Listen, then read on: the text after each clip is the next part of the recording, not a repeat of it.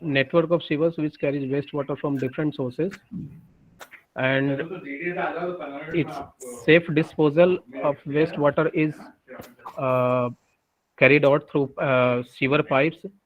And the last point of the sewerage is the sewage treatment plant, that is STP.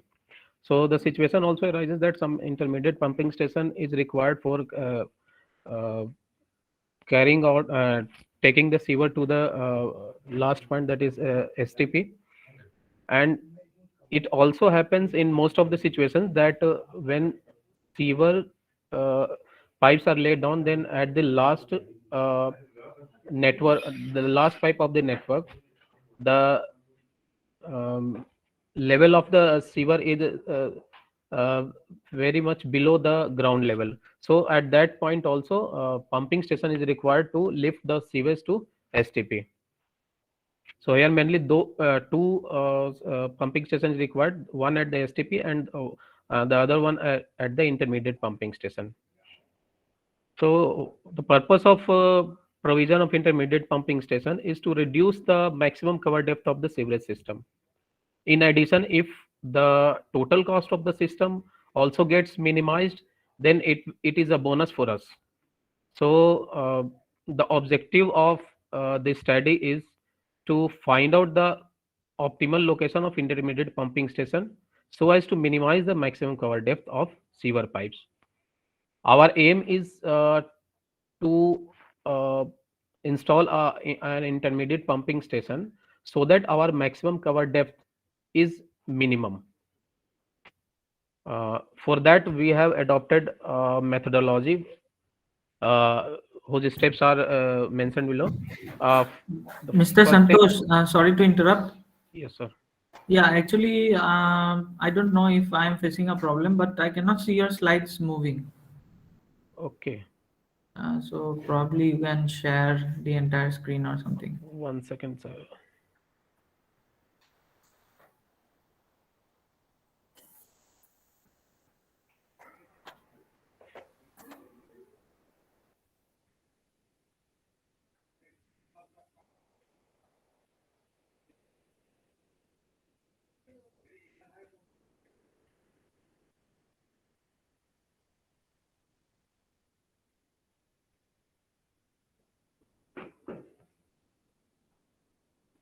Now slides are moving, sir. Yes, yes, yes. Please go ahead. Thank Okay. you. So the purpose for a intermediate pumping station was to minimize the maximum cover depth, and I have come till methodology. So in methodology, first of all we optimize the in sewerage system without intermediate pumping station. The second step is to find out the main line of the pumping station, which we start from the last node. Means actually in the main base of this study is that our pumping station should lie on the intermediate pumping station should lie on the main line of the sewerage system. Main line of the sewerage system is that which governs the maximum depth of the sewerage system. So that is why our objective here is to find out the main line of the sewerage system. Then we take uh, in the optimization of the problem, one penalty cost is added when the cover depth is being violated. So that is called as maximum permissible cover depth. So here we choose two factors. One is maximum permissible cover depth and the other one is delta x.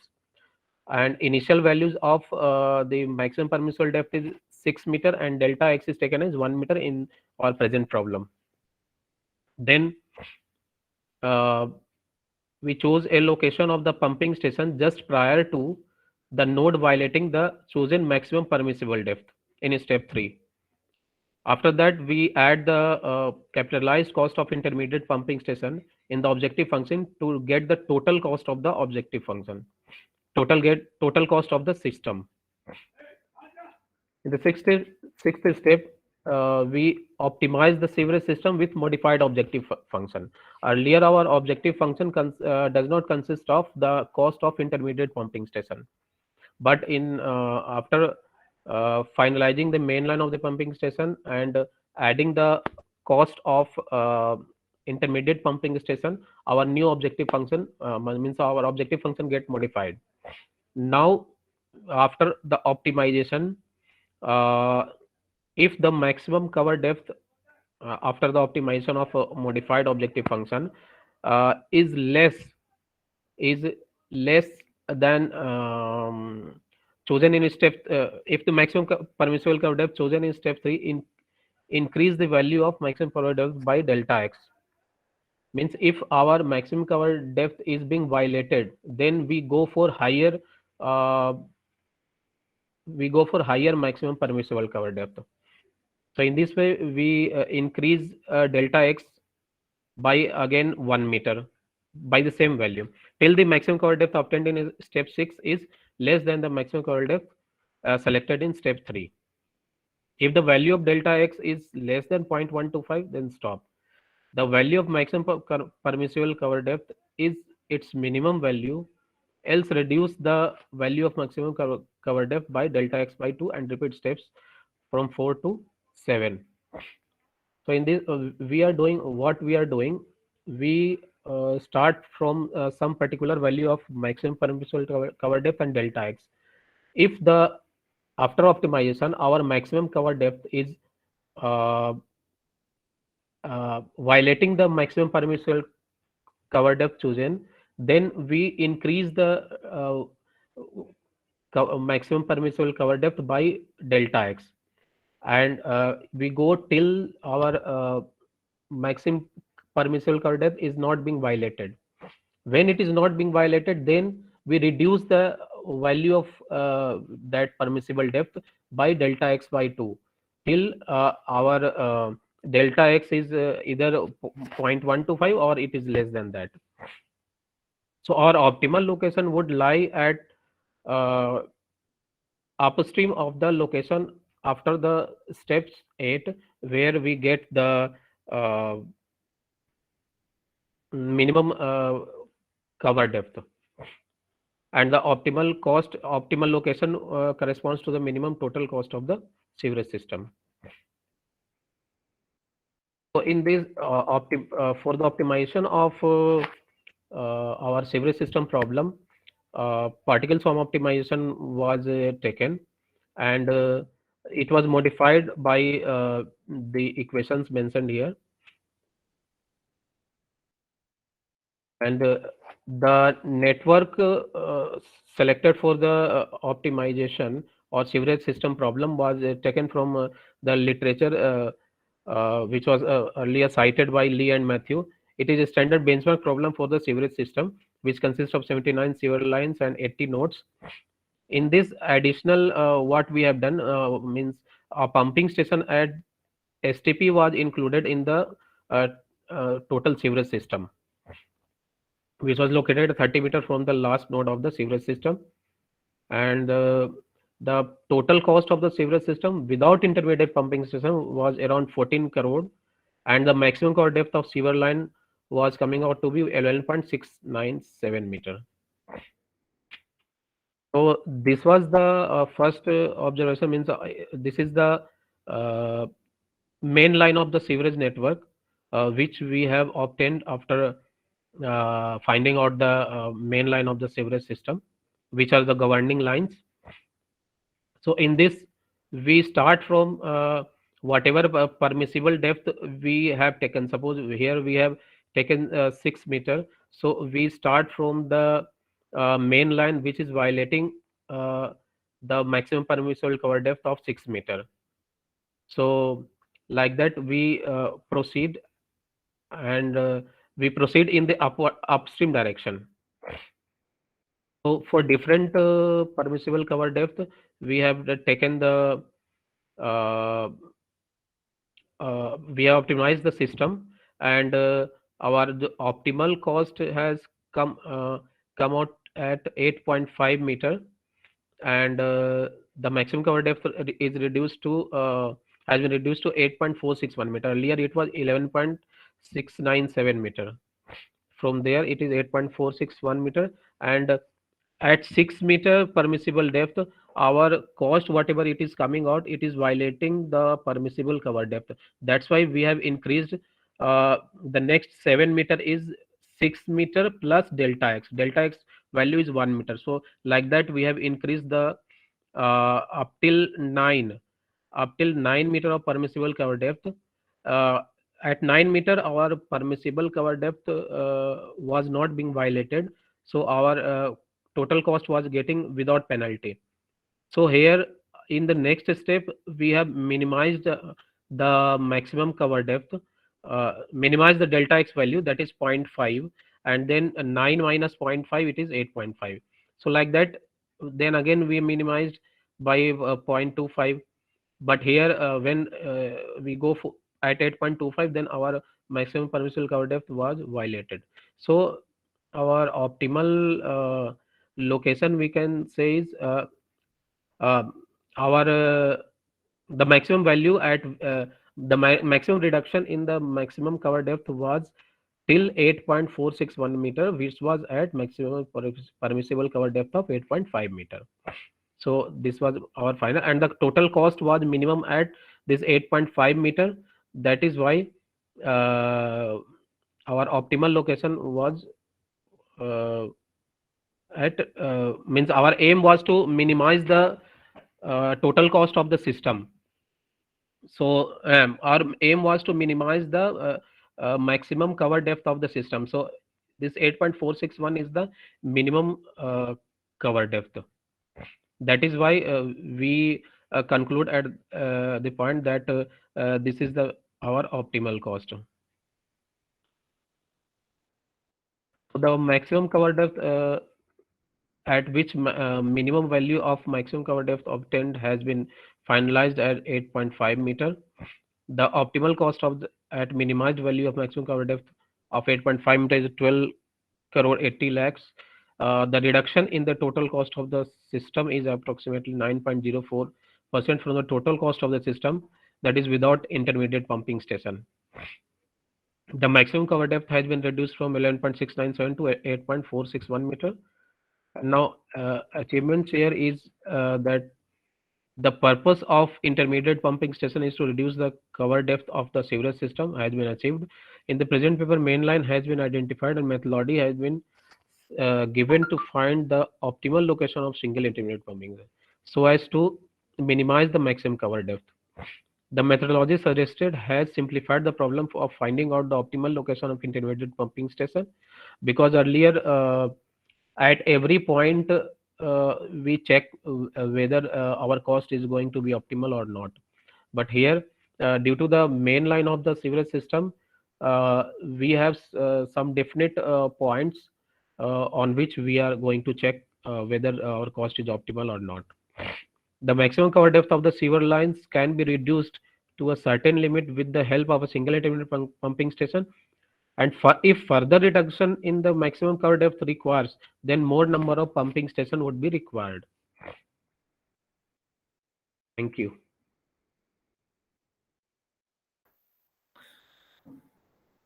Okay, so thank you, Mr. Santosh, Yes, sir. for your presentation. And first of all, I would like to open the bench for the audience which is present here. Any questions from the audience?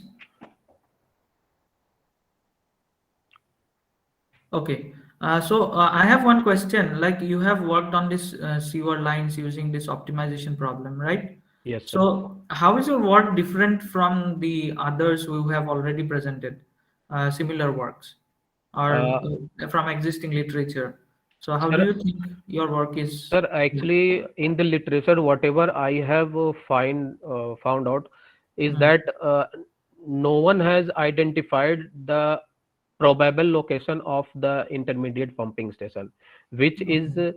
uh, which lie on the main line of the sewerage system. Because earlier I have gone through various literatures, they have uh, taken one general decision variable for this whatever method they are using, whether it is PSO or GA, whatever they are using, they take one decision variable for pumping station and they check at every node of the sewerage system. Okay. But our means uh, the point is that our main governing line for the pumping station is the main line of the sewerage system, because that is the maximum below the ground level. So I have to lift that line only. If I will lift that line, then our overall system will get up. So that Okay. is why it is some different from other. Okay, okay. Another question from my end is, where have you performed the computations, on which tool? Sir, I have written my program in Fortran language. In Fortran language. And what is the computational complexity level of your entire program? Have you pondered over that particular aspect? No, no, sir. Okay, okay, okay. So you can also look into that and see for your future work. Okay, so over to Dr. Ishad. Thank you, Mr. Santosh. That's all from my end. Yes, sir. Thank you. Okay, thank you very much for the presentation. Okay, Mr. Santosh, I can see that you have modified the PSO. Some Yes, equations you have modified. Can you go to that side, please? yes, sir.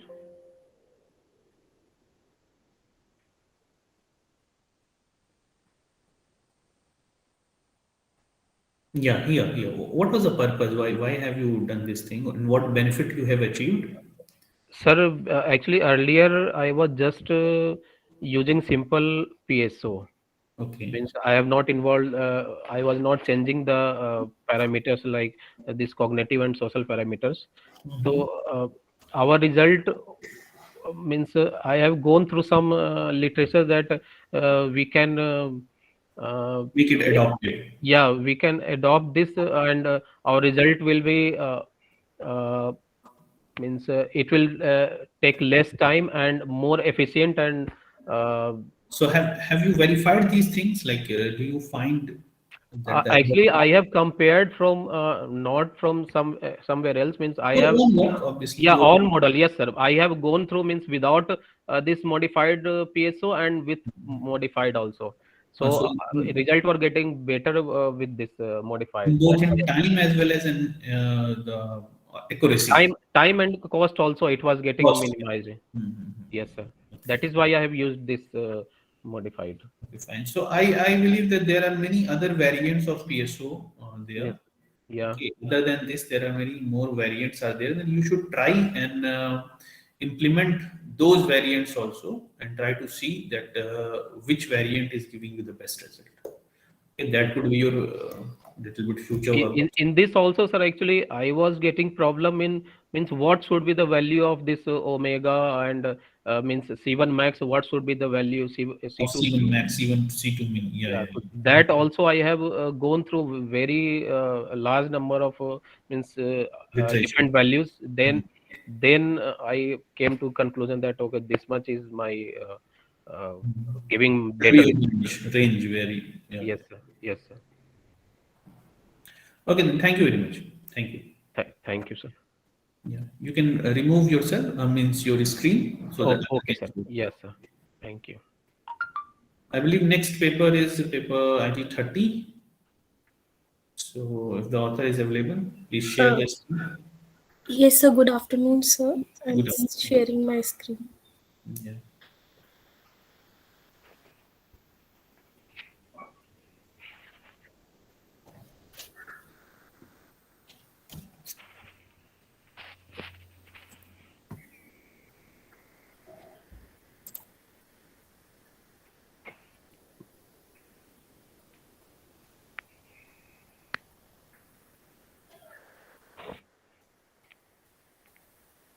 Yes, sir.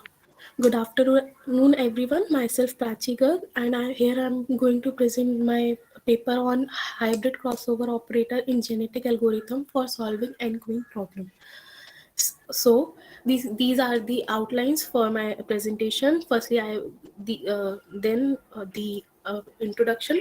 What is n-queen problem? Basically, the n-queen problem is a famous puzzle in which we are placing n cross n queens in a n cross n chessboard in such a way that no two queens are attacked diagonally, row and column wise. So it is a non-trivial problem, and it is basically solved for more than 4 queens. So how is all begin? A German chess player, Mr. Basel, in 1848 was firstly introduced the n queen problem, but he was not able to find the solution of original n queen problem. Then the Knock in 1850 was the first who solved the problem by finding the 92 solution, but the CF Gauss later claimed that these were the total number of solutions. Significance of the work. Dr. Thanda V et al. Compare the performance of genetic algorithm with backtracking algorithm. What is backtracking algorithm? In the chessboard, the backtracking algorithm is which when we place a one queen, we eliminate the rows and column and diagonal respectively, and then we jump the previous row. As the comparison of these, we are eliminating the backtracking algorithm. So Dr. Author Thunder V et al. Compare the performance of genetic algorithm and backtracking algorithm. Next, the Basel LZ et al. Designed the genetic algorithm with weight-based objective function, in which they were introduced the fitness function, in which the fitness value of the solution of n queen problem was introduced. In what is the fitness function? In the fitness function, they were using the best best score and worst score. The best score is in which the maximum minimum allocation, or we can say the attacking the minimum attacking of the queens, and the worst is in which maximum attacking. In the behalf of that, they were introducing the genetic algorithm with a weight function. Similarly, the Farhan AS et al. Using genetic algorithm basically for finding the solution of 8 queen problem. Each chromosome in which each chromosome represent a one dimension array form. What is these are the objective of my work, in which I am designing the hybrid crossover operator for finding the efficient and reliable solution for the n queen problem, and solve the complex non-deterministic non-polynomial class problem in a realistic time frame, and reduce the computational time and the functional evaluation. Next, these are the steps of my work. These are the position-based crossover, which is basically I am doing in my paper.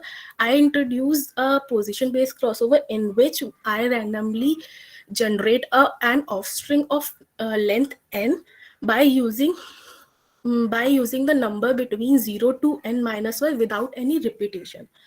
Then they check all the position one by one. If the value of position is odd, then replace with 0 in the offstring, and else replace with 1. Then the position in which is generated by 1 will be filled by the parent A, and the position which is generated by 0 is filled by parent B. But the main thing is we are comparing the value of already filled position of the offstring, which is the repetition of the value of queen are less possible. So in this way, this is the diagram. Such a way I am introducing randomly generate parent A, then parent B, then random offstring. And in the random offstring, where the value is odd, the representation is 0, and where the value is 1 even, I am represented with as 1. So then the new offstring is created as the offstring where parent A is directly represent, and then parent B is represented by where the value is like we can see 3 is places at the 4th place of the new offspring, because the 6 is not placed by the offspring, so we can place at first position. We can see if parent A is 7, 4, 0 and 2. So these are the parent 1 offsprings values, which is we are directly placed, and then the parent B value is first compared with the parent 1, and then it will placed the new offsprings. This is the complete flow chart of genetic algorithm which I am using in my paper, which is firstly we initialize the population, then I was calculated the fitness of each solution, which I was calculated by the fitness formula, which is worst score minus clash of that score solution upon best score, which I was telling you best score is the minimum clashes and worst score is a maximum clashes. Then if not satisfy the criteria, then the loop which I was just explaining you, the selection of pairing, then crossover operator, then mutation, in which if the possibility is 0.01%, then mutation is held. Otherwise we can skip this step, or we can save the change in array, and if it's there is no clashes, then the function is closed. Otherwise these loop is still continue. So this is the this is the complete process of the operator. So this is the result. As we can see, as the number of queen increases, the average generation increases rapidly, because it is a non-deterministic process. So a result is basically or dependent on the R selection. So that's why it is a non-deterministic process, and it is depend on the increased size rapidly. Some operator gives the solution of n-queen problem in 1 or 2 generation, and some it may take the enough generation to provide the solution. The higher amount of variation held between the generation, because it is random process, initial solution and also random in process steps. And as the number of queen increases, the average generation increases like an exponential time. It is difficult to find a large number of queen in a realistic time frame. These are the solution of the n-queen problem for 4, 5 to up to 12. These are the average number of generations. We can see as 4 for the average number of generation is 4, 2, and same for 2, 5. But 6 takes average generation 21, but 7 also takes less than average number of generation comparing with 6. So this is the non-deterministic approach. So this is the graph. So what's the conclusion? Conclusion is the complexity of the n-queen problem increases with the time of chessboard increases, because the higher size of chessboard is the number of possible random offspring increase exponentially.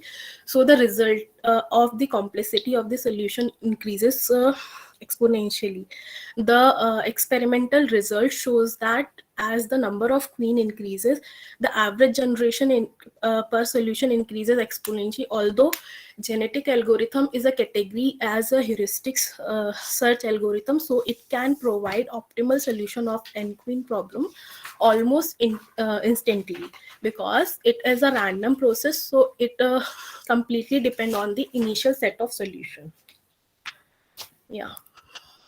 So these are the bibliographies. Thank you. Okay, so thank you, Prachi. And any question from the audience? Okay, so I have just 2 very simple questions. The first one, you have shown in your results that you have tried for, I think, for a maximum of 12 number of queens, right? Yes, sir. And it gives I think the generation was around 688. Yes, sir. And you have also said that the complexity increases with the number of queens because of the random process. So, is there any definite number which you have checked or from literature which states that beyond this number you cannot go forward? No, sir. In the literature, there is not certified number, but as we were seeing in the literature, that for the 8 queen, generally for 9, 10 queen, there is a possibility that we are unable to find in a matlab, less time. So in my process, comparing to the literature, we can find the solution in a 21 average 21 iterations. So that's why my work is more reliable and finding in simple and less time. Do you plan to go for more number of queens? Yes, sir. And what computing systems are you going to use?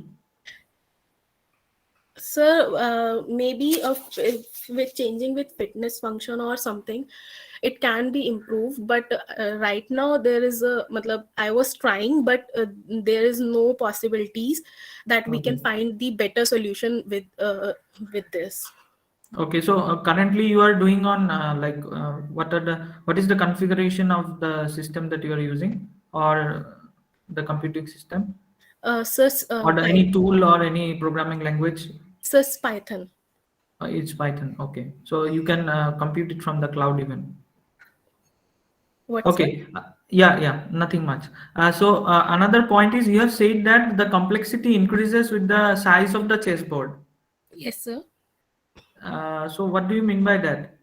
Sir, You mean by the number of squares? yes, sir. Okay. Okay, fine. Okay, so that's all from my end. Over to Dr. Ishad. Yeah, thank you very much. Okay, Prachi, can you tell me what is the motivation behind using genetic algorithm? Because there are many evolutionary algorithm available.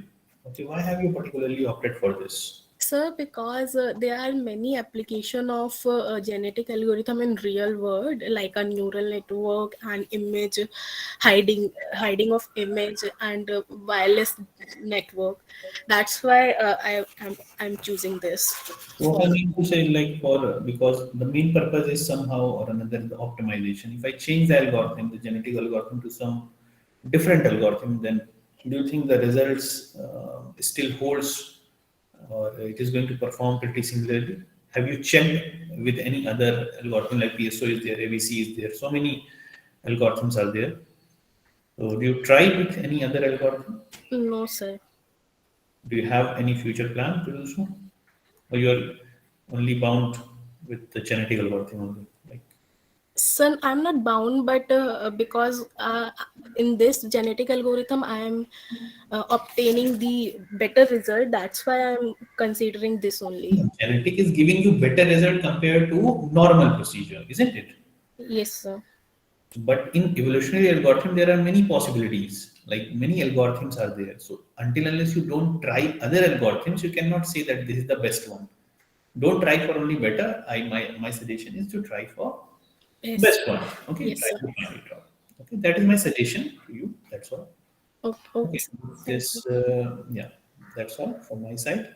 And if anybody else or audience have any question, they can ask.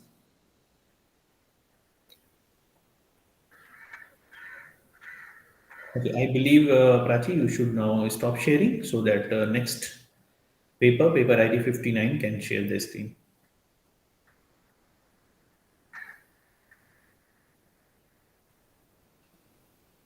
Thank you, sir.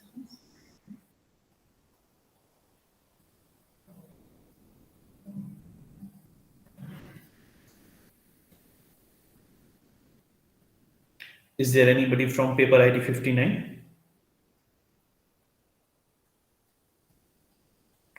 Paper ID 66? Yes, sir. Okay, then please Yes, sir. share.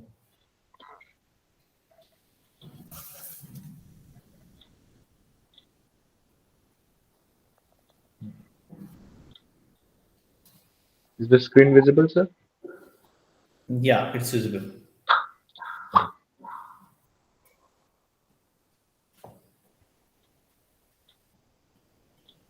Yeah. So good morning, sir, and other fellow group members. First of all, I would like to introduce myself and my team members. My name is Yukta Parekh, and the other two members are Nivi Upadhyay and Arihan Singh. The presentation is going to be on swarm intelligence using collision avoidance system. Next slide, please. Yeah. So the presentation will cover the problem statement and objective, followed by applications and disadvantages, then the model of implementation, followed by methodology, and to conclude, there will be discussion on results and different swarm algorithms. Next. Our objective was to design a self-regulating system, intelligent robotic behavior teams that can lead to lower costs for the development of independent robots with perfect feature. As we know that when a drone is lost and destroyed, it hits hard on the budget. And as it adds features that are very expensive, so through this project, we are trying to design a self-regulating system of robots that can work as team and is cheaper individually as they share resources among themselves. For further presentation, I would request Nivi. Hello. We will be discussing about the application and disadvantages of the swarm robotics. So in applications, there are mainly two applications, those that are military applications and the civilian applications. In military applications, military robots will achieve a swarm intelligence soon as to reduce human intervention and perform tasks such as surveillance, minesweeping, target acquisition, and combat, search and rescue.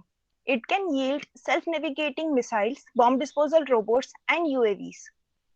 Robotic swarms, particularly those deployed in the sea and air, will possess over manned weapons systems. For the civilian applications, applications in this category have a wide range from entertainment such as animation display to security and surveillance. Also, it has widespread to the categories like wildlife exploration and search and rescue operations at the time of calamities. One more marvelous application domain for swarm robotics are the tasks that have to be accomplished in large environment where there is no available infrastructure to control the robots. For instance, no communication network. Swarm robotics could be used to develop flexible systems that can rapidly adapt to new changing situations like post-disaster management. Now, Arihan will discuss about the disadvantages of swarm robotics. Now we'll be discussing the disadvantages of swarm robotics during operations. As there are multiple units in a swarm of robots, the probability of detection during a stealth operation increases, so the swarm can compromise stealth operations. Also, the damaged parts like sensor and broken body parts can get lost due to their small size and can cause health hazards to wildlife as they may consume them unknowingly. Uh, the size of a unit in a swarm is quite small, so they do not pack much power with them. Hence, there is a need of setting up a base station for charging during stretched operations. So given here is system model of our implementation. To start by, we have the flight board, which has hardware and software aspect to it. Hardware aspect is actual board to which we can connect different sensors. It also has couple of different embedded sensors like accelerometers and inertial measurement unit IMU and a compass. The next thing we want to add to our drone is flight sensors, and these help us to get better position estimate for our drone. So typical sensors that we can add are LiDAR for altitude estimate, GPS module for better position estimate, and then moving forward, next piece of hardware that we add to our drone is telemetry radio that allows us to communicate with laptop on the ground. And the ground control station will display the telemetry nice and neat so we can see the drone is doing and what we can make sure that it is doing what it is supposed to do. And the next piece of hardware that we need is companion computer, and it really augments the computing capability of the flight board. The companion computer also makes decision for navigation, and it tells the flight board where to go, and then flight board handles more of low level control, so that sensors that are interfaced within the companion computer are more mission specific.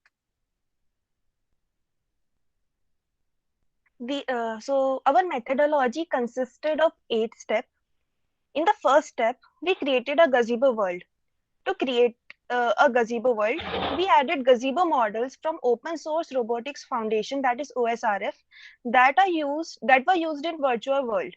To use OSRF, we had first installed Mercurial, which is a version control software compatible with it. After the installation and setting up the world, we were able to make realistic geography for a drone to fly around. The next step involved the image recognition using YOLO image recognition. YOLO is an open source project using machine learning that is designed to recognize objects within the images. It runs on GPU that enables it to divide up image pixels into sections and then run the algorithm on all the sections at the same time. In the next step, we used YOLO to recognize a person and modified version of the waypoint program to control the path of the drone. In the next step, we added a sensor to the gazebo drone. There are two ways to add sensors in the existing gazebo robot. The first method is to modify the model's SDF file, and the other method is to add the model tag inside the word file. We use the second method. In the fifth step, we performed object avoidance using the 2D LiDAR sensor. We went through the returns of the LiDAR sensor and created a direction and magnitude in which the drone will maneuver. In the sixth step, we trained our drone to recognize custom object inside the image. This later could be used to assign custom tasks to a drone. In the next step, we then set up our Q ground control station to control multiple drones. Using a ground control station, we need to alter system ID parameter for each drone to assign a unique ID to each drone. In the final step, we created a swarm and the number of drones, which could be up to 12 drones.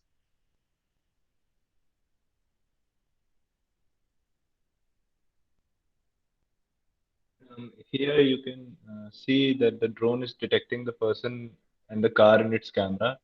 It recognizes the objects using YOLO. The software has been shown a large number of images that have been annotated for different objects within the images. And the computer has basically learned how to recognize different objects within inside images. So now we can show it more images and it will go ahead and recognize these objects. The other really fascinating thing about YOLO is that it runs almost 500 times faster on a GPU than on a CPU. As a result, it is very useful for robotics applications. So in search and rescue operation, here you can see that gazebo drone autonomously looks for missing hiker in a region, and the drone starts descending once it recognizes the person in our gazebo world. As discussed earlier in the methodology, that YOLO is being used for search and rescue operations. By this, we can train a swarm of drones to search for the object performing a particular task.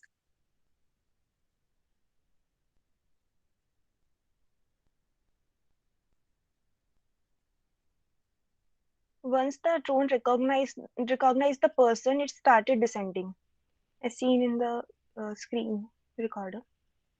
Next slide, please, Aryan. It is reasonable to consider that the influence of an obstacle is limited to the environment space in its vicinity up to a given distance. An obstacle very far from the robot is not likely to repel the robot. Moreover, the magnitude of the repulsive potential should increase when the robot approaches the obstacle. To account for this effect and to spacebound the influence, a possible repulsive potential generated by the obstacle I is given in this equation, where obstacle I of Q is the minimal distance from Q to the obstacle I. K obstacle I is the scaling constant and D0 is the obstacle influence threshold. As we can see in the video, the drone is adjusting itself when there is a presence of an object, and the blue rays are the potential fields generated by it. Yeah. So to control multiple drones using Q ground control, we made multiple instances of drone files and changed their system parameters to add different TCP ports to each instance. So the Q ground control station is connected to the gazebo world. and it is switched to multi-vehicle mode, and each instance of drone is added to it. So using the multi-vehicle mode, we can simultaneously control all the drones instances using the ground control station, and all changes made in the ground control station corresponds with the changes happening in the gazebo world simulation. Next slide, please. So here is the comparison of some algorithms based on their functionality in different applications, which we found out through the literature review. And based on this, we use the PSO algorithm. So the algorithms which are compared are genetic algorithm, particle swarm optimization, artificial bee colony, ant colony optimization, firefly algorithm, bat algorithm, artificial fish swarm algorithm, crow search, and gray wolf optimizer. So 5 different applications have been discussed here. First is a traveling salesman problem, where a salesman has number of cities to visit with distance or time between 2 cities. He wants to take the shortest possible routine. And from all these cities, so that he does not pass from the same city twice and eventually return where he left off. So the solution to the problem was compared between 4 algorithms, that is genetic and artificial bee colony, ACO, that is ant colony optimization, and PSO. And it was found out that for less than 80 cities, ACO is good, but for large numbers, ABC shows better performance. The second problem is eliminating redundant data to minimize the original data set. And 6 algorithms were compared, namely PSO, ACO, ABC, FFA, BA, and AFSA. But there was not enough study to compare these results for this. And then coming to the third problem, on optimization of functioning of swarm on the basis of external conditions, it was noticed that for small swarm size, PSO is best, and followed by BA, and then GWO. And on the contrary, for large number of robots, GWO stands out to be the best. So the concept of fourth problem now is clustering, like to divide data in groups based on certain similarities and dissimilarities. And it has been seen that for medical purposes, PSO and BA are faster than CS, and in data mining, also PSO is preferred. Now coming to the last problem, which is scheduling, where meta-heuristic problems are suitable for NP-hard problems.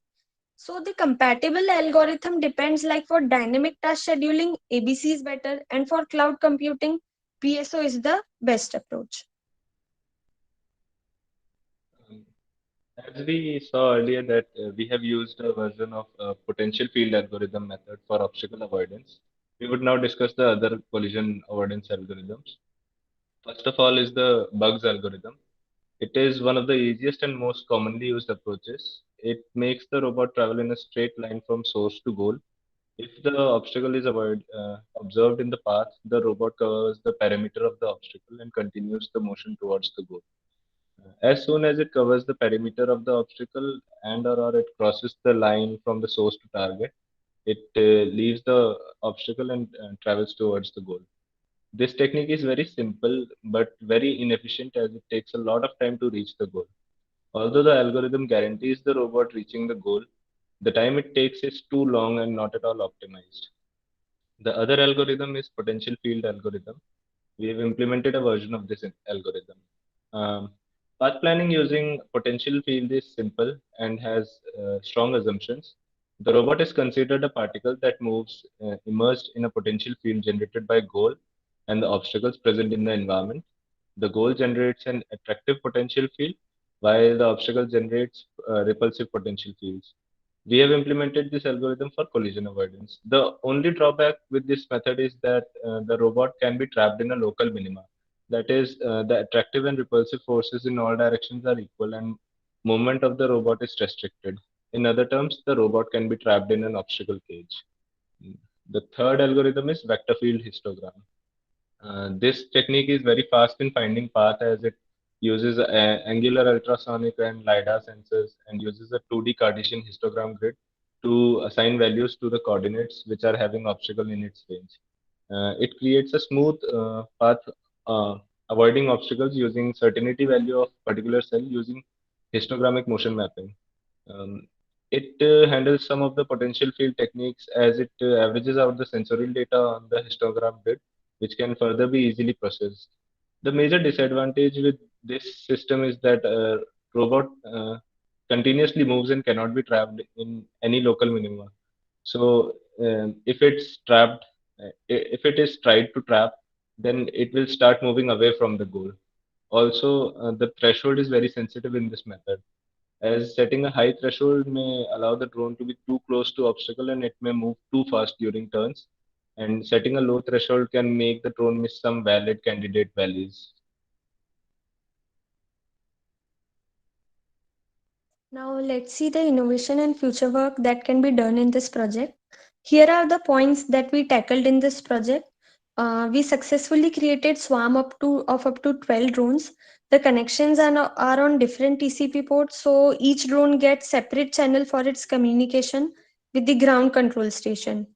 Also, the drones are trained to recognize custom objects using cameras so they can perform any custom task, and they can be used in various military and civilian operations.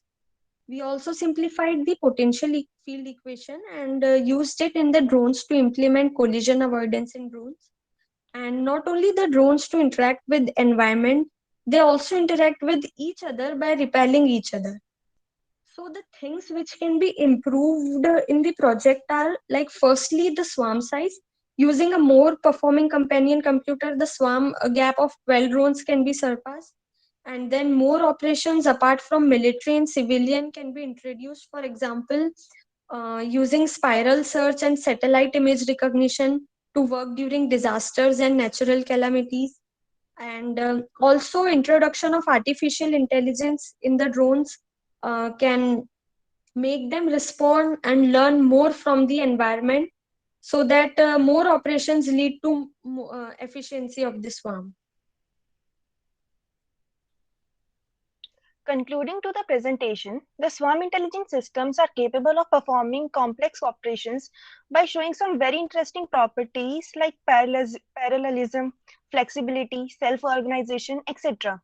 This project summarizes the study of different swarm intelligent algorithms and gives a brief sense of how these algorithms are connected with natural swarms in nature. A prototype simulation implementing multiple drone environment with image recognition system is implemented. The simulation also implements collision avoidance and path planning.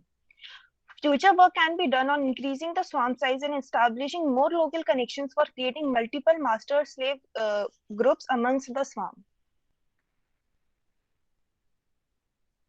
So this is the bibliography.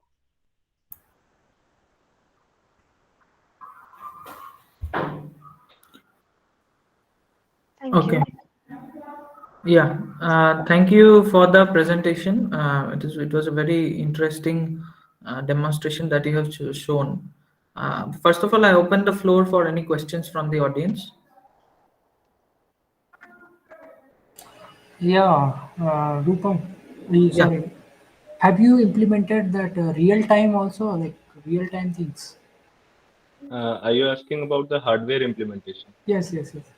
No, we have not implemented this on hardware yet, but we have successfully done a simulation on Gazebo and collaborated multiple softwares like QGround Control and Mercurial in this, along with YOLO image recognition.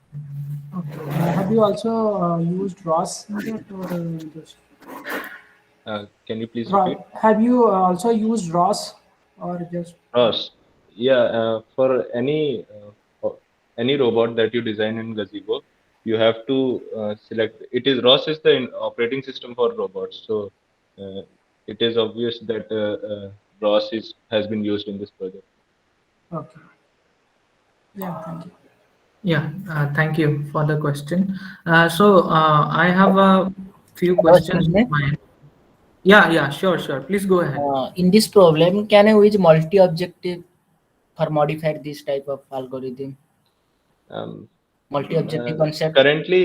Currently, the swarm handles a particular problem like Yes, a yes. single operation, and if there are steps in the operation, then it breaks some portion of the swarm breaks from the other and join them later. if we are doing simple scanning work, so if a target is acquired by a drone, then it marks the target, and the other drones move forward, continue the scanning. Once the target is marked, the drone which was marking the target continues moving towards the objective uh, that is going to be collected by the other swarm. Okay. One more question. In previous slide, excuse me. Yes. In previous slide, you are comparing all algorithm, and you are right that this algorithm is best. So how you compare all these algorithm, and how you are saying this algorithm good, or how you compare, in which method you are trying to compare all these algorithm? Yes.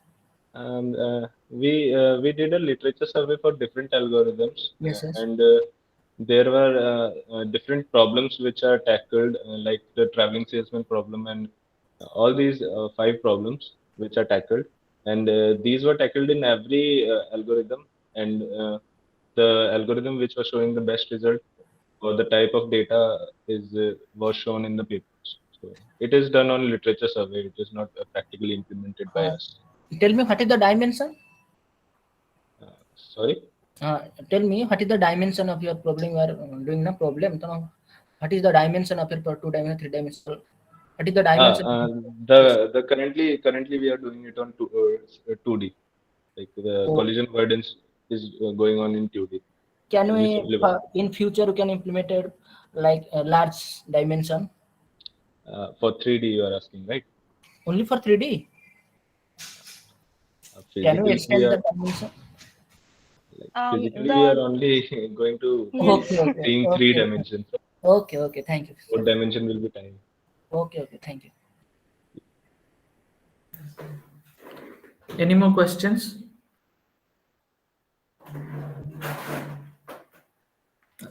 Okay. So I have a very few straightforward questions. First of all, what do you think will be the differences when you are going to move forward from an emulative environment to a real-time environment? First of all, if we move on to a real-world environment, then various environmental factors will be there, like toggling wind speed, and different. Also, there will be other animals flying around in the sky that can cause issues to that. We cannot calculate the movement of birds in a emulative environment, as they have a brain of their own. So these will be the challenges that we'll be facing during real world implementation. Okay. So another point you have mentioned somewhere in your presentation that there is also a coordination among the different drones through repulsion, right? Yes. So that is in the simulative environment, right? Right. Yes. Yeah. So is that possible in the real world time frame? Yes, if we that can happen with 2 methods. Like if we are having GPS modules in all the drones, then if the companion computer is receiving the GPS signals from all the drones, if it sees that 2 drones are getting too much close, then it can generate a signal to repel from each other. Also, LiDAR sensors can be used for inter-bot communication. That will be a bit difficult because setting up intra-drone communication will be a bit difficult, I guess. We have used. Yes. In the simulation, we have used only 2D LiDAR sensor. For the altitude management, we still have to work a bit. Also, this is a semi-autonomous system. That means it will continue to do its task until and unless a human intervention is there. You can always intervene the operations of the swarm through the companion computer. Okay. Thank you. I think it is a good work to start with. and you have tried to take into account some of the things which may be very useful for future prospects. So that's all from my end, and I wish you all the best. Over to Dr. Ishad. Yeah, thank you very much. I believe already sufficient questions has been asked, and thank you very much to the authors for a very good presentation. Thank you. Thank you so much, sir. Thank you, sir. Thank you, sir. Yeah, thank you. Okay, so if we have the paper ID 59, anybody from the paper ID 59? We have? Any author? Okay, so I believe they're not available. So, Goswami sir, should we close the session then? I guess. Yeah. Yes, sir. Yes, sir. We can close the session. Okay, thank you, sir, Goswami sir and Vithar sir, for joining us. Thank you. Yeah, thank you very much for having us. Welcome, sir. Thank you. So Okay, so we'll be closing here and we'll be meeting in the. We have next plenary talk that is scheduled at 4:30. So we expect our participants to be there on time. Thank you.